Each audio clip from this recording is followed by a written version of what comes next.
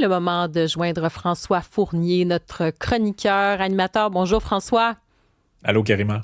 Oui, on va commencer avec un sujet qui est pas facile, qui suscite en fait toutes sortes de questionnements éthiques, qui est troublant aussi sur l'aide médicale à mourir. On sait que, bon, il y a la question des troubles mentaux, hein. Il y a des personnes qui aimeraient ça, étendre ça, dire que oui, vous êtes atteint de troubles mentaux, vous avez une énorme souffrance. Ça devrait pouvoir aussi, il devrait pouvoir avoir accès éventuellement à l'aide médicale à mourir. Bon, ce n'est pas le cas en ce moment, mais ça fait partie des débats. Et là, tu veux revenir, en fait, il y a un article. Si je ne m'abuse, c'est dans le... Attends une minute, Oui, dans le j'allais dire le soleil. devoir, c'est le soleil, c'est plutôt le soleil, effectivement, où là, on nous parle de proposer l'aide médicale à mourir pour ceux qui auraient envie de se suicider. C'est comme complètement paradoxal, complètement bizarre, cette affaire-là. Je veux qu'on revienne sur cet article.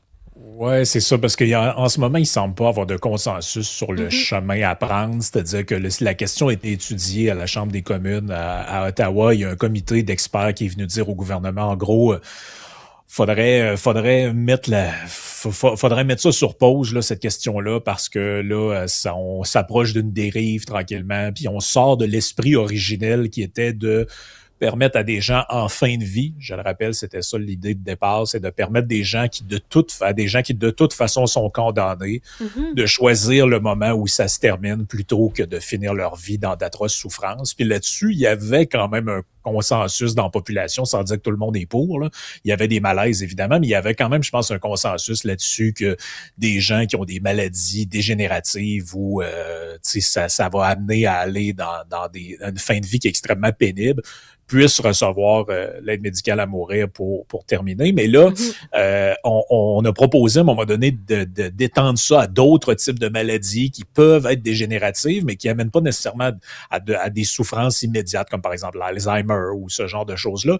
Et là, la question des troubles mentaux est arrivée. Puis dans le soleil, c'est une lettre, en fait, d'opinion qui est signée par deux médecins, dans lequel, en gros, ils disent, ben nous, on a suivi des patients avec des problèmes mentaux une partie de notre carrière, puis tu sais, il faut se rendre à l'évidence, là, c'est que quand des gens n'ont pas les traitements, puis ça fonctionne pas, il y en a beaucoup qui finissent par s'enlever la vie.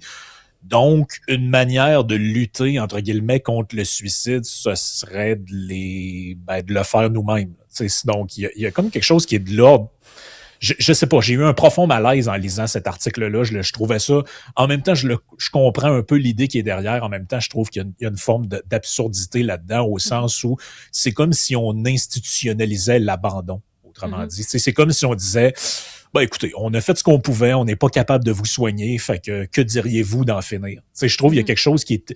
Je pense qu'on peut pas aller là. Mhm. C'est comme si le système admettait d'emblée que on fera. On va faire ce qu'on peut, là, mais en dernier recours, ça se pourrait que ce soit ce qu'on vous offre. Il me semble que ça n'a pas de sens d'aller vers là. Il me semble qu'il y a toujours potentiellement des solutions qui peuvent être trouvées. Puis, on parle pas de gens qui sont condamnés. On parle de gens qui ont des conditions puis qui ont besoin de soins. C'est ça que je trouve c'est un peu comme proposer ça à quelqu'un qui a un problème de hanche ou de genou, autrement dit. C'est qu'il en existe des traitements. C'est peut-être qu'on les a pas encore trouvés. Peut-être la personne n'a pas vu le bon spécialiste, n'a pas vu les bonnes ressources. Peut-être que la solution serait dans une autre province, un autre pays, je le sais pas. Mais il me semble que c'est de l'ordre de l'abandon, de dire que ben, si jamais on trouve rien, ben ça serait peut-être mieux que la laisser partir chez elle puis prendre un flacon de pilule. Il me semble Mhm. qu'il y a quelque chose là-dedans qui est comme un peu inhumain. Derrière l'humanité, il y a quelque chose d'inhumain.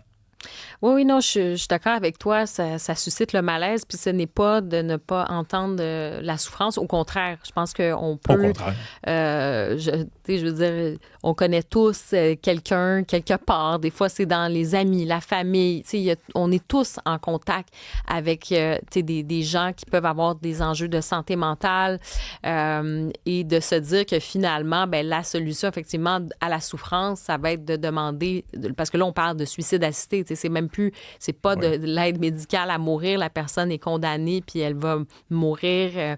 Tu sais que son état, elle est en fin de vie. Là, c'est pas ça du tout. Là, c'est vraiment déjà dans les termes. Je pense qu'il faut dire les bons termes. C'est du suicide assisté. Donc puis en même temps, c'est ça. On a une empathie parce qu'il y a une question de souffrance par rapport à ça. Et c'est pas pour rien que dans ce débat-là, il y a beaucoup de gens qui disent ben il faut ouvrir pour les personnes qui ont des problèmes de santé mentale.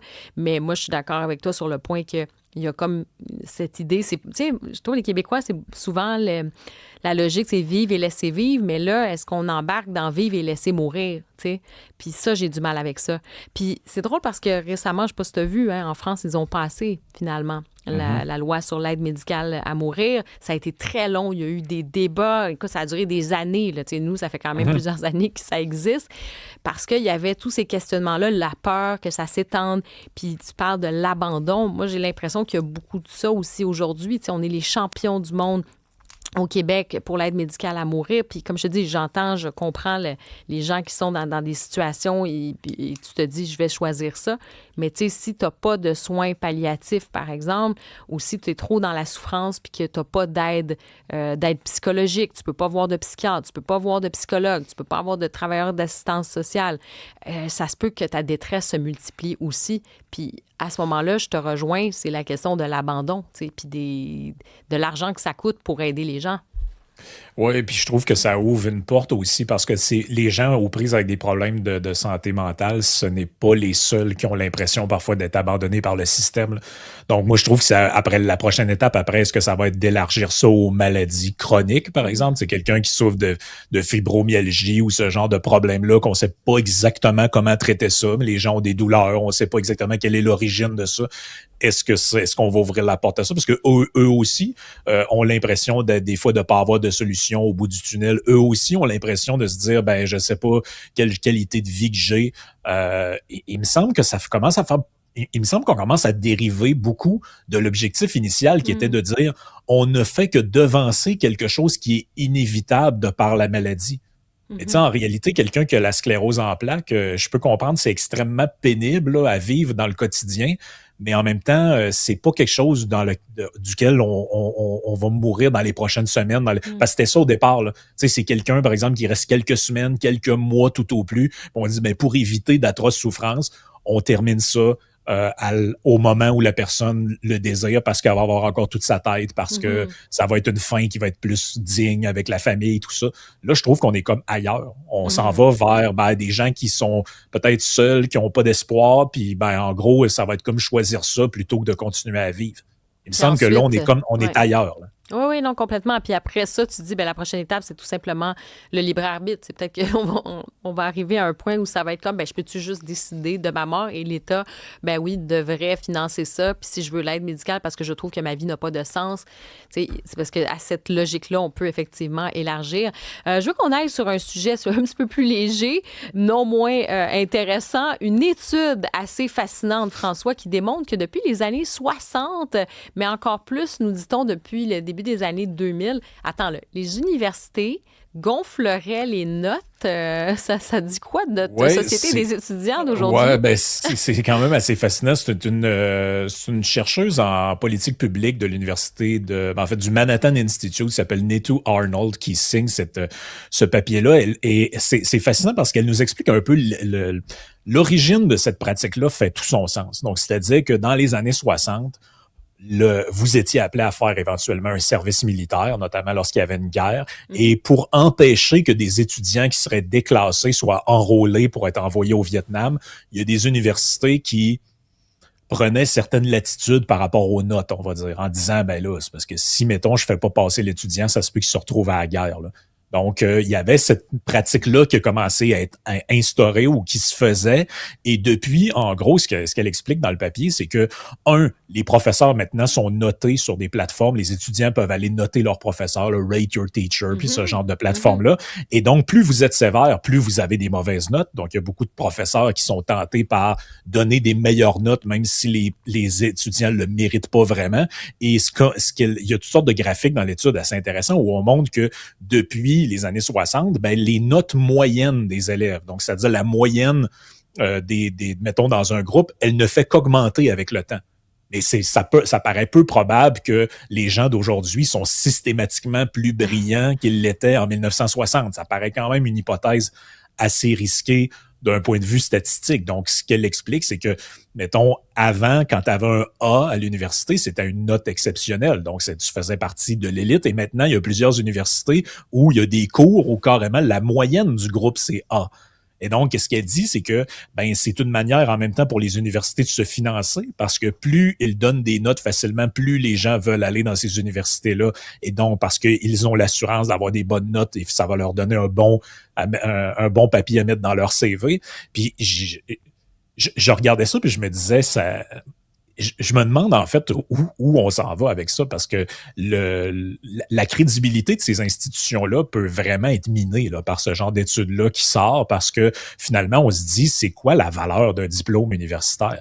Visiblement, si on se fie aux données que cette dame-là amène dans l'étude du Manhattan Institute, c'est que ça avait une valeur beaucoup plus élevée par le passé où les notes étaient données par rapport aux mérites réels puis aux notes réelles, mais du moment où on commence à gonfler les notes pour attirer plus d'étudiants, pour que les étudiants nous aiment sur des plateformes où ils nous évaluent, là, on commence à glisser vers quelque chose d'un peu malsain. Là. Puis je ne sais pas quel est le cas quel est le portrait pour le Canada, parce que c'est une étude américaine, on n'a pas les données canadiennes, mais il me semble que c'est particulièrement inquiétant quand même si c'est un sujet un peu léger, mais ça indique quand même quelque chose, je trouve, sur l'élite, c'est quand même l'élite de demain qu'on forme dans les Harvard, Oxford de ce monde. Là. Oui, c'est pas complètement. c'est des gens qui sont présentés comme étant la crème de la crème, si on veut. Là.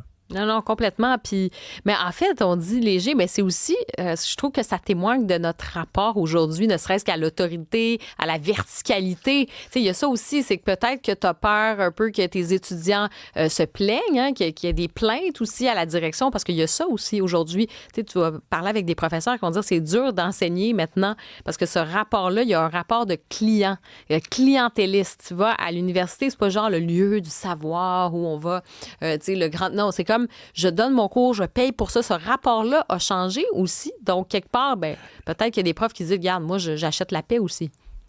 Oui, puis ce que la dame explique dans l'étude, c'est que plusieurs employeurs témoignent de la chose suivante, c'est que ils ne savent plus en fait comment distinguer les meilleurs des cohortes des moins bons ou des gens qui sont en milieu de peloton parce qu'ils reçoivent constamment des relevés de notes ou des candidats, par exemple, au poste convoité semblent relativement moyens et l'autre ressemble relativement à un très bon profil, mais en réalité, ils ont à peu près les mêmes notes. Ah oui, parce que la moyenne a été montée. On a gonflé artificiellement les notes. Puis je pense que probablement bien des gens nous écoutent en ce moment, ils peuvent témoigner qu'ils ont déjà suivi un cours à l'université où ils ont terminé ça avec un A- ou un A et ils n'ont pas l'impression d'avoir particulièrement donné une grosse énergie, mais un gros effort là-dedans. En une petite minute, là, rapidement, juste qu'on revienne là-dessus. On a fait un sujet tantôt sur les piscines au Québec. Tu sais, on est apparemment les champions des piscines en Amérique du Nord. C'est pas même plus que ça là, dans le monde. Mais toi, tu dis, là, attention, là, c'est quoi le modèle de société qu'on veut? Là? Tu dis, c'est rendu qu'avoir une piscine, c'est comme un crime. Ben, c'est que je trouve que, tu sais, à quelque part, ça illustre quelque chose de positif, cette affaire-là, mais c'est présenté uniquement de manière négative. C'est-à-dire que le Québec, on a quand même atteint un standard de qualité de vie où les gens ont accès à de l'air climatisé, ont accès à des piscines, ont accès à toutes sortes de choses. Et il me semble qu'on devrait, à quelque part, se réjouir qu'on n'ait pas une société trop pauvre et qu'on a accès quand même à un certain luxe, une certaine richesse, qu'il y a des gens qui peuvent avoir une maison, une piscine. Et j'ai l'impression que ces symboles-là sont en permanence attaqués. Ah, il faudrait plus que les gens aient de piscine, il faudrait plus qu'il y ait d'air climatisé, vous avez une voiture de trop, vous devriez...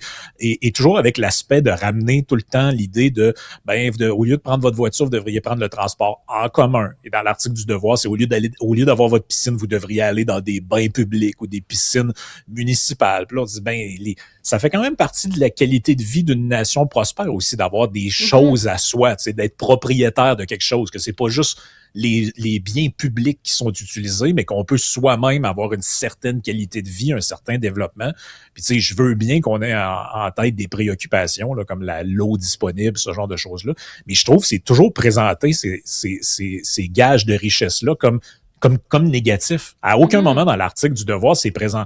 On dit que, tu sais, quand même, ça montre une chose, c'est que le Québec, à l'échelle globale, est quand même une société riche et prospère malgré tous ses défauts. Puis ça, me semble qu'on devrait un peu se réjouir de ça au lieu de dire qu'il faudrait toujours retourner à une espèce de simplicité volontaire. Oui, c'est ça. J'ai les moyens d'acheter un air climatisé, mais... cette espèce d'idée de décroissance, alors que tu dis, ouais, peut-être si tu regardes un petit peu ailleurs, on n'est pas tous dans cette idée-là. Et peut-être de rappeler aussi qu'on s'attaque encore à la classe moyenne, parce que oui, peut-être la classe moyenne moyenne Ben supérieure qui ont les moyens de s'acheter une piscine, mais c'est pas toutes des maisons puis des châteaux aussi. Tu as plein de petites piscines hors terre, tu as plein de... Il faut aussi penser à la classe moyenne, puis on peut leur donner un peu d'air, et dans ce cas-ci, un peu d'eau pour leur piscine, mais je suis d'accord avec toi, je pense là-dessus. On est un peu sur la même longueur d'onde. François Fournier, chroniqueur, merci d'avoir été avec nous aujourd'hui. Merci beaucoup. Salut. Bye bye.